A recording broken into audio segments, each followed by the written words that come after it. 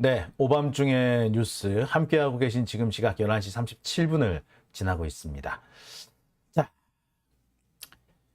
소정님도 오셨고요. 예, 베리님도 오셨고요. 아까 보니까 수구레님도 계신 것 같은데 모두 반갑습니다. 노나메기님 오셨네요.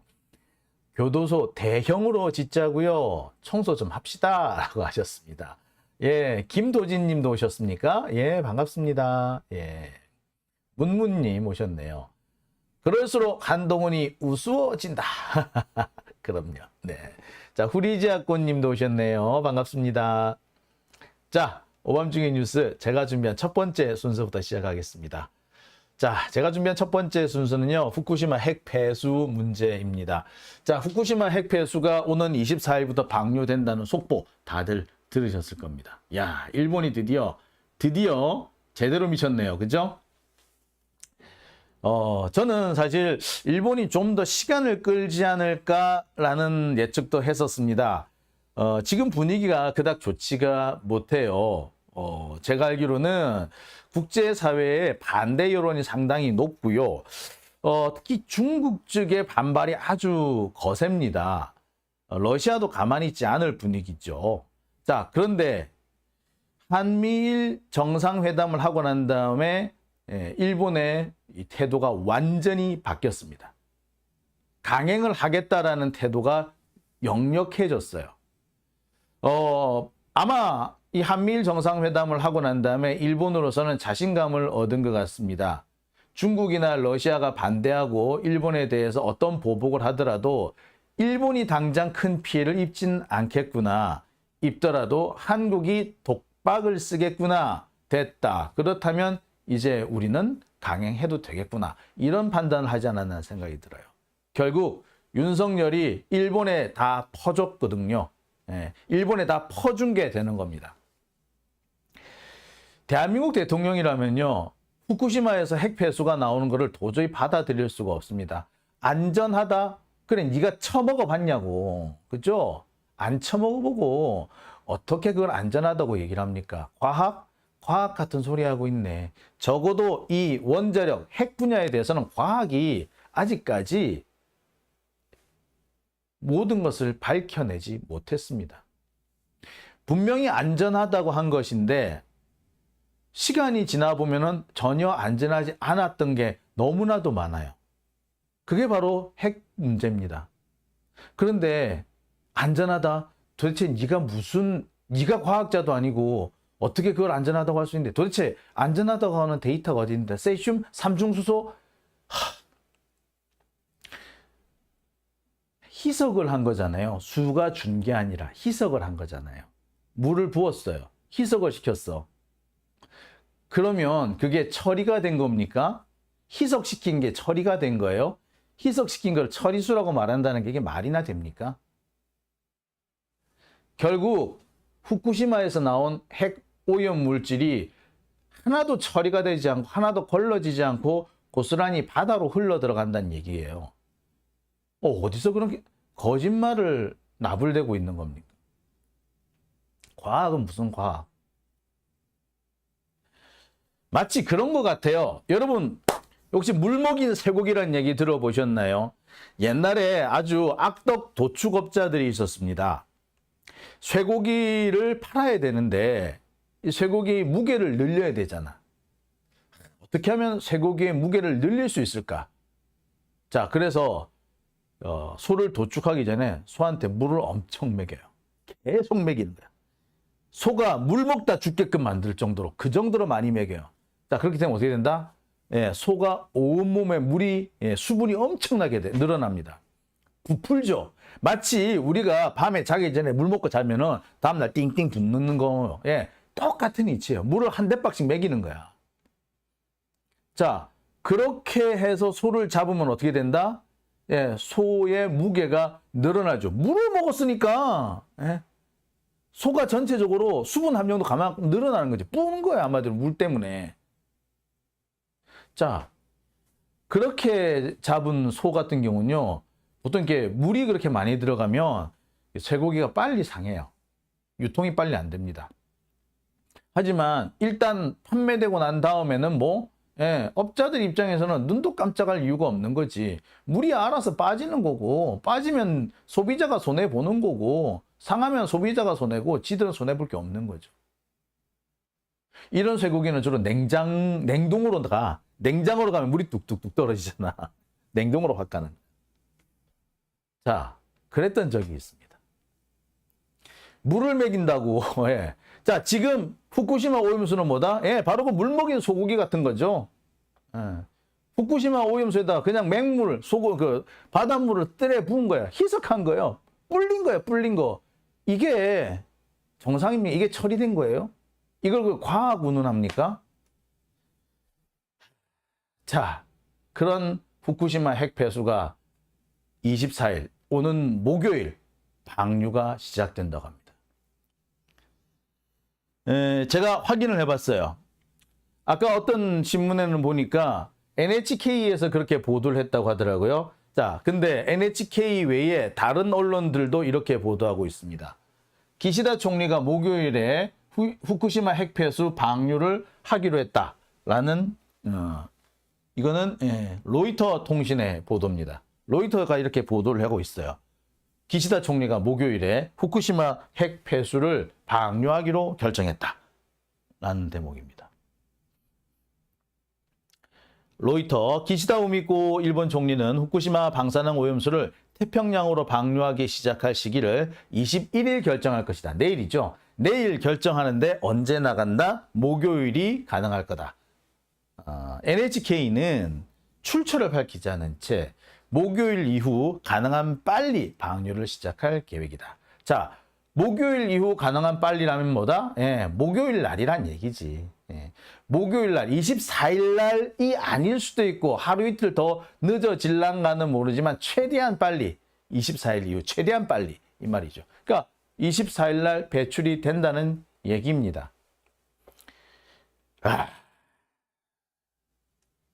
로이터 통신의 보도예요.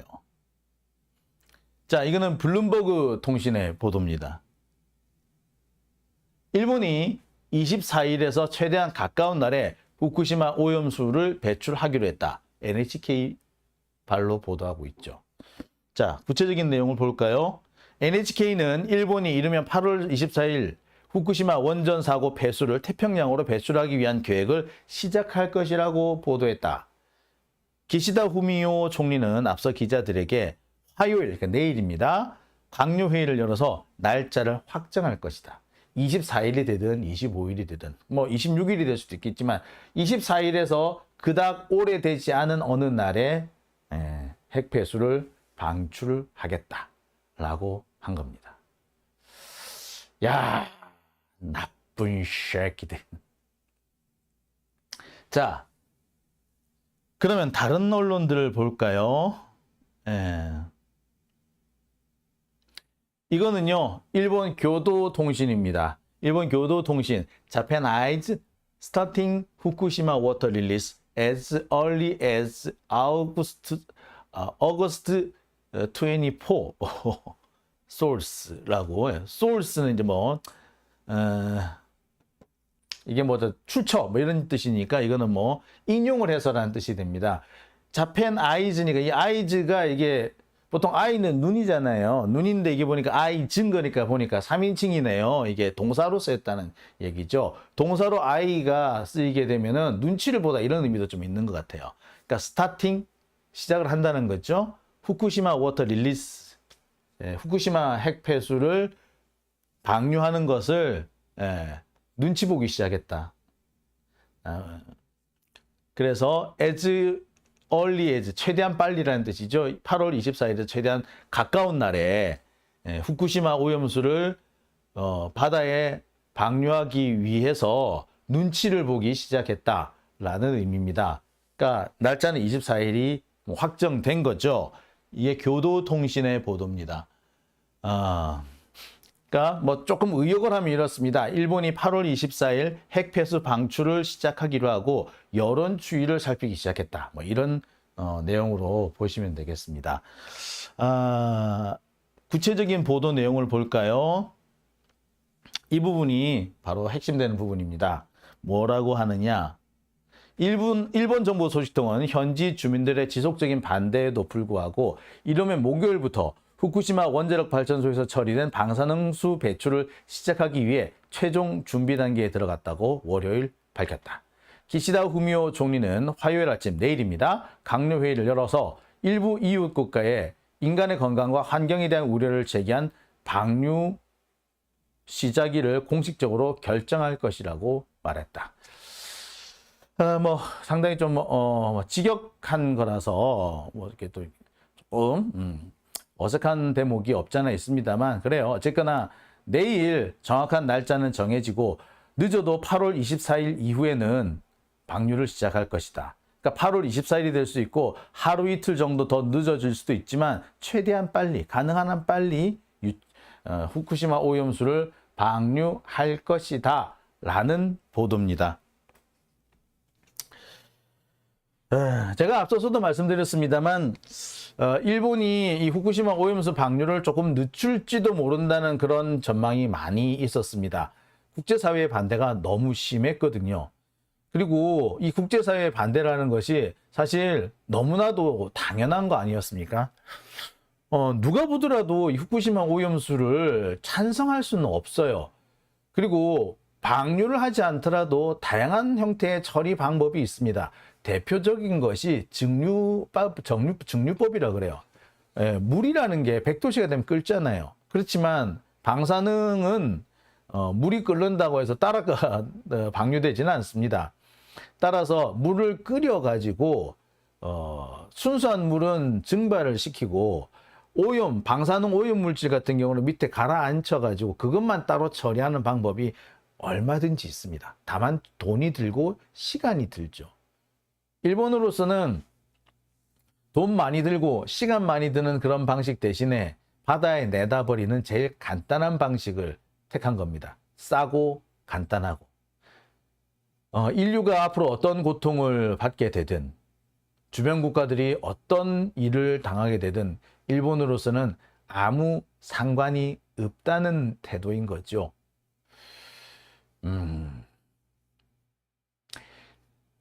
일본이 이 후쿠시마 오염수를 이렇게 쉽게 방류할 수 있었던 것은 한국이 동의해 줬기 때문입니다. 가장 가까운 나라가 한국이잖아요. 그리고 한국이 반대하면 미국 역시도 쉽게 승인을 해줄 수 있는 상황은 아니었습니다. 말 그대로 한미일 동맹을 만들어야 되는 미국 입장에서는 한국 측의 주장을 받아들여라 라고 일본 측에 요구할 수밖에 없는 상황이었던 거죠. 그런데 한국이 윤석열이 방류해도 좋다라는 식으로 하니까 미국 입장에서는 더 이상 반대할 이유가 없는 거죠. 자, 윤석열은 그렇게 생각할 거예요. 이렇게 일본을 위해서 뭔가 하나를 전주면은 일본이 우리 안보를 위해서 많은 것들을 해줄 것이다. 어느 미친놈이 일본이 생전에 그런 적이 없는데 일본이 왜 우리 안보를 위해서 지들이 양보를 합니까? 그런 적은 없고요. 그럴 리도 없어요. 윤석열은요.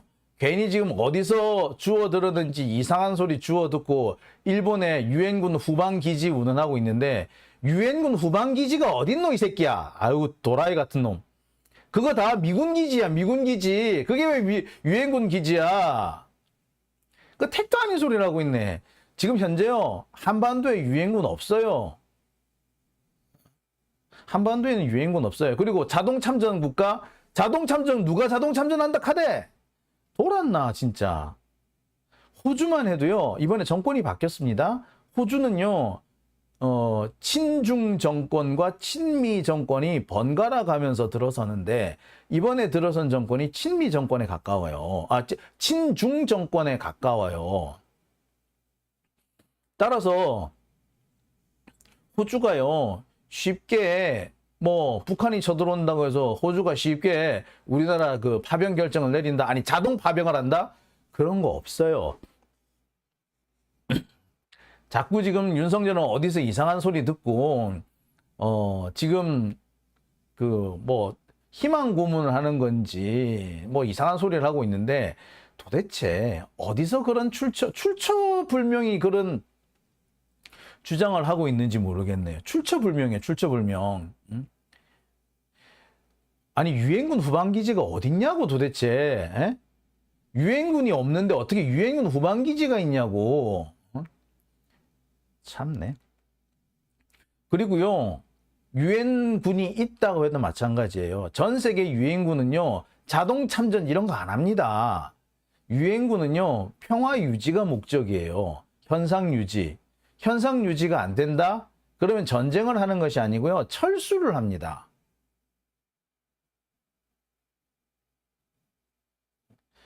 유엔군은요, 한반도에서 전쟁이 나잖아요. 그럼 일단 철수를 할 거예요. 새롭게 유엔 안보리에서 결의를 받아가지고 다시 참전하면 몰라도 그게 아닌 다음에는요, 자동 참전 없습니다. 바보 아니야.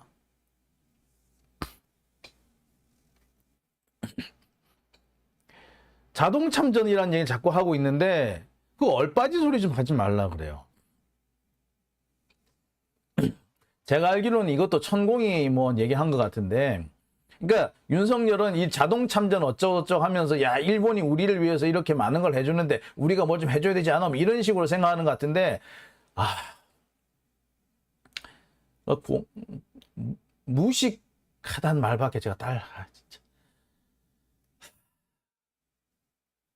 그리고 자동 참전을 설령 한다고 하더라도 일본이 참전합니까? 일본이 자동 참전해요? 일본은 자동 참전 안 합니다. 그리고 일본이 자동 참전해서 한반도로 들어온다고? 일본군이 한반도에 들어온다고? 그거를 용인하게? 옛날에요, 이승만도 이런 얘기를 했어요. 메가더가 일본군을 끌어들여서 북한하고 좀 싸우게 하면 어떠냐라는 얘기를 했어요. 그러니까 일본군이 당시 워낙에 그 무기가 많았잖아요. 2차 세계대전을 일으켰으니까. 그 무기를 폐기 처분을 하지 못하는 그런 상황이었거든요. 그리고 일본 군인들 숫자도 상당히 많았는데, 이 일본 군인들이 그 갑자기 직장을 잃은 거잖아요. 직장을 잃으니까 이 사회 불안 요소가 돼. 그러니까 메가더가 어떻게 했다? 야, 이 일본 군인들 얘들 한반도에 투입하면 어떨까? 라고 해서 이승만한테 물어봅니다. 어때? 일본군을 투입하는 거. 이승만이 뭐라 그런 줄 아세요? 만약에 일본군이 한반도에 발을 디디는 그 순간에 나는 김일성하고 연합해가지고 일본군을 내쫓는 전쟁을 시작할 거라고. 그렇게 큰 소리를 딱 쳐버립니다. 예. 결국 메가더가 포기를 했죠. 윤석열은요, 되게 이승만 엄청 떠받드는 것 같은데, 이승만도 안 한 짓을 왜 윤석열은 하는지 모르겠습니다. 그 친일파를 살려줬다고 하는 그 이승만도요, 일본에 대해서는 전혀 용서가 없었어요. 절대로 못하겠다라는 분위기였어요. 그런데 이 윤석열 대가리 속에는 뭐가 들었는지, 대한민국의 보수라는 놈들은 왜 하나같이 친일파인지, 친일을 하고도 부끄러운 줄을 모르고 나라를 팔아먹으면서 나라 팔아먹었다는 것을 인지를 못하고 있는지, 정말 이러다가 독도를 일본에 빼앗기는 일이 생기지 않을까 정말 심히 우려됩니다. 우리가 이명박 때 독도 뺏기는 거 아니냐고 엄청 우리가 걱정을 했지 않습니까? 근데 그때와는 비교도 안 될 정도의 공포감이 밀려옵니다. 이러다 독도 뺏길지도 모른다는 생각이 들어요. 참 화딱지나네요. 자, 오밤중의 뉴스. 일단 제가 준비한 첫 번째 주제는 여기까지고요. 이어서 두 번째 주제로 넘어가 보겠습니다. 두 번째 주제는요, 조국 장관의 이 재판, 조국 장관 재판에 대해서 오늘 전해드릴까 합니다. 국유화, 폐간, 어떤 대통령도 할 수 없는 일인데 감히 제가 어떻게 그런 말을 한다는 것입니까? 이치에 닿지 않는 말을 가지고 사람을 이렇게 몰약해서는 안 됩니다.